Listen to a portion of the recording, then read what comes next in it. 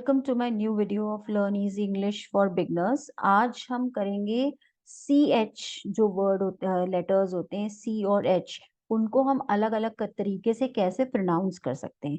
सबसे पहले तो इसको समझने से पहले हमें ये समझना है कि कोई भी लैंग्वेज होती है, जैसे कोई भी लैंग्वेज है तो उनके जो वर्ड्स होते हैं उनके ओरिजिन अलग अलग जगहों से होते हैं। जैसे कि इंग्लिश है तो इंग्लिश के काफी वर्ड्स होते हैं जिनका फ्रेंच ओरिजिन होता है, मतलब ओरिजिनल वर्ड फ्रेंच होता है, उसमें से इंग्लिश का कोई वर्ड निकाला गया है, या ग्रीक ओरिजिन होता है या लैटिन ओरिजिन होता है।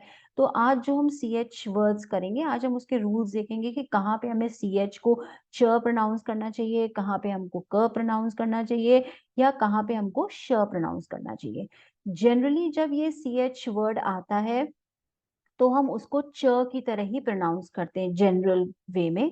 फॉर एग्जाम्पल जैसे चैप्टर हो गया, change, channel, teaching, teacher, chain, chair, March, इस टाइप के जनरल जो वर्ड्स होते हैं ये सब च प्रोनाउंस होते हैं। अब कुछ स्पेसिफिक वर्ड्स होते हैं जिनको हम क या श करते हैं। च को हम क की तरह कब प्रोनाउंस करेंगे? जनरली जो वर्ड्स जिनको हम क की तरह प्रोनाउंस करते हैं वो ग्रीक ओरिजिन के वर्ड्स होते हैं। लेकिन अब ग्रीक ओरिजिन हमको कैसे समझ आएगा कि ग्रीक ओरिजिन है? तो आप सिंपल वर्ड्स में ये समझिए कि जो सी एच होता है उसको हम क की तरह कब प्रोनाउंस करेंगे? अगर कोई सी एच से स्टार्ट होता हुआ वर्ड जो है कोई साइंटिफिक टर्म है, या मेडिकल से रिलेटेड है, कोई मेडिकल टर्म है, या रिलीजन से रिलेटेड है, या कोई रिलीजियस वर्ड है, तो इन जगहों पे हम सी एच को क की तरह अनाउंस प्रोनाउंस करेंगे। जैसे कि क्रिसमस, ये एक फेस्टिवल है, रिलीजन से रिलेटेड है। कॉयर, जो क्रिश्चियंस जो चर्च में ग्रुप सॉन्ग गाते हैं वो उसको कॉयर बोलते हैं, तो हम इसको च नहीं बोलेंगे, हम उसको चॉयर नहीं बोलेंगे, हम इसको कॉयर बोलेंगे। एक एक का मतलब होता है दर्द, तो वो मेडिकल टर्म हो गया आपका। क्लोरीन, ये आपका एक साइंटिफिक वो है, या मेडिकल भी आप मान सकते हैं इसको। क्लोरोफिल हो गया, ये भी एक साइंटिफिक टर्म है। स्टमक हो गया, ये आपका एक बॉडी ऑर्गन होता है, तो साइंस से रिलेटेड है। तो इन इन जगहों पे जैसे कोई साइंटिफिक साइंस से रिलेटेड कोई चीज है, या मेडिकल से रिलेटेड कोई चीज है, या रिलीजन से रिलेटेड कोई चीज है, और वो वर्ड जो है वो सी एच से स्टार्ट हो रहा है, तो वहां पे हम सी एच को क की तरह प्रोनाउंस करेंगे। उसके बाद हमारा आता है कि हम सी एच को श की तरह कैसे प्रोनाउंस कर सकते हैं।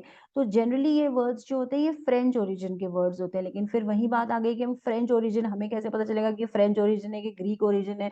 तो हम सिंपल वर्ड में हम क्या समझेंगे कि जनरली इस टाइप के वर्ड्स जो होते हैं वो डेकोरेशन, फैशन या फूड के लिए यूज होते हैं। जैसे शैंडलियर, शैंडलियर जो झूमर जो हमारे घर में लगता है उसको शैंडलियर बोलते हैं। इसका प्रोनाउंसिएशन चैंडलियर नहीं होगा, ये सी एच को यहाँ पे हम श की तरह प्रोनाउंस करेंगे, क्योंकि ये एक डेकोरेटिव आइटम हो गया, या फैशन से रिलेटेड भी आइटम है, डेकोरेटिव आइटम है। फिर शैम्पेन, शैम्पेन खाने पीने से रिलेटेड है, तो यहाँ पे जो सी एच है वो श की तरह प्रोनाउंस होगा। तो सिंपल वर्ड्स में यही है कि जनरली हम सी एच को च की तरह प्रोनाउंस करते हैं, लेकिन हम क और श की तरह का प्रोनाउंस करेंगे वो मैंने आपको बता दिए हैं। इन इन केसेस में हम फ्रेंच ओरिजिन और ग्रीक ओरिजिन तो समझ नहीं पाएंगे जनरली, तो हमको ये क्या समझना है कि कहाँ पे हमको डेकोरेशन है, फैशन है या फूड है, तो हम श प्रोनाउंस करेंगे। अगर रिलीजन है, मेडिकल है या साइंटिफिक टर्म है, तो हम उसको क प्रोनाउंस करेंगे। So subscribe my channel for more such videos.